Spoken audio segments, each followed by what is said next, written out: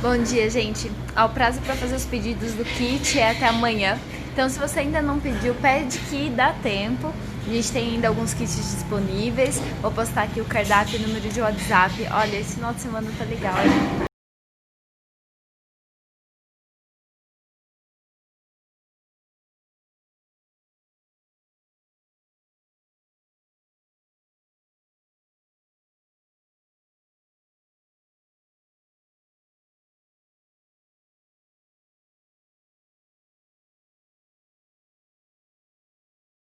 Culpa é sua, viu, Isabel Álvares? Que eu acabei de ver aí no seu post que você usou a maionese com salmão defumado. Inclusive, eu tô com um salmão defumado bem bonito aqui em casa, mas ele tá super congelado.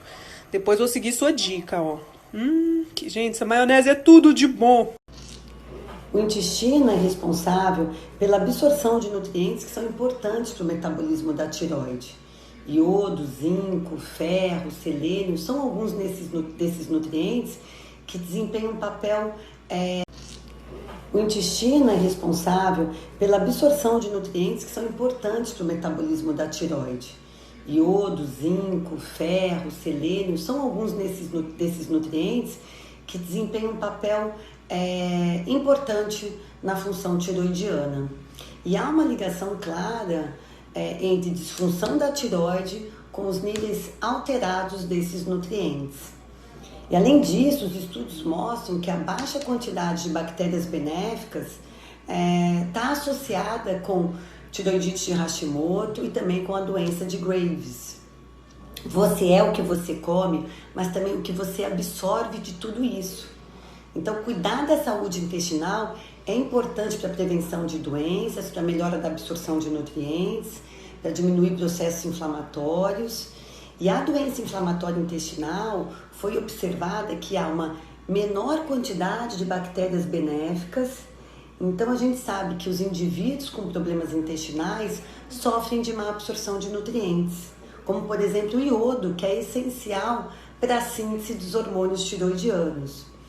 As regiões próximas aos oceanos, as culturas com alto consumo de peixes, frutos do mar, né, como, por exemplo, os japoneses, têm maior probabilidade de ter níveis de iodo suficiente. Mas essa fortificação do iodo, né, do sal, ela vem para garantir um melhor acesso global a essas fontes. E a gente sabe que as brásicas, couve-flor, couve de Bruxelas, brócolis, repolho, os perclorados, as substâncias presentes em herbicidas, fertilizantes, usados da agricultura, até mesmo os adoçantes que contêm esses organoclorados na sua composição, como por exemplo a sucralose, essas substâncias elas podem competir com o iodo, impedindo assim a sua captação, a captação do iodo, né, para a formação dos hormônios tiroidianos. E além disso, a captação do iodo ela é influenciada por várias outras substâncias, os fluoretos, que a gente encontra na pasta de dente, na água que a gente bebe, nos bochechadores bucais, os nitratos também encontrados em fertilizantes, mas também nos alimentos defumados, o hidróxido de alumínio, que é usado em vários medicamentos, principalmente os medicamentos antiácidos. E a soja também atrapalha essa captação do iodo para a formação dos hormônios tiroidianos. E tem medicamentos, né, como por exemplo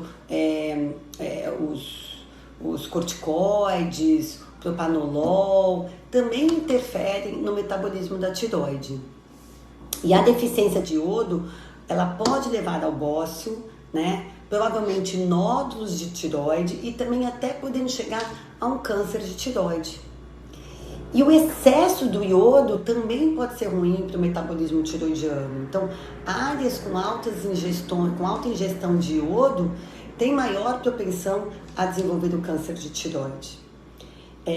A administração de agentes de contraste, né, nos exames contendo iodo pode ter efeitos nocivos na microbiota intestinal. Então tem que ter muito cuidado com a suplementação de iodo. Ela tem que ser feita de uma maneira individualizada, através dos exames específicos, para você não exagerar na dose. Vamos falar um pouquinho agora do ferro. As bactérias patogênicas, elas crescem em condições ricas em ferro. Então, muitas bactérias gram-negativas, a salmonella, a Escherichia coli, patogênica, elas precisam do ferro para sua virulência, para sua colonização. E as bactérias benéficas, como por exemplo os lactobacilos, os bifidobactérios, requerem menos ou até mesmo nenhum ferro para sua colonização. Então, as dietas ricas em ferro, elas podem diminuir a diversidade dessa microbiota intestinal e aumentar as bactérias patogênicas, como por exemplo o Clostridium.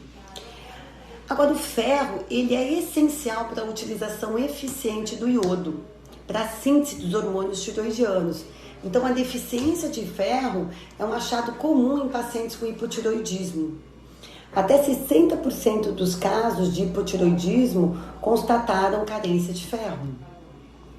E a deficiência do ferro, ela pode comprometer a síntese, o armazenamento e até a secreção dos hormônios da tireoide.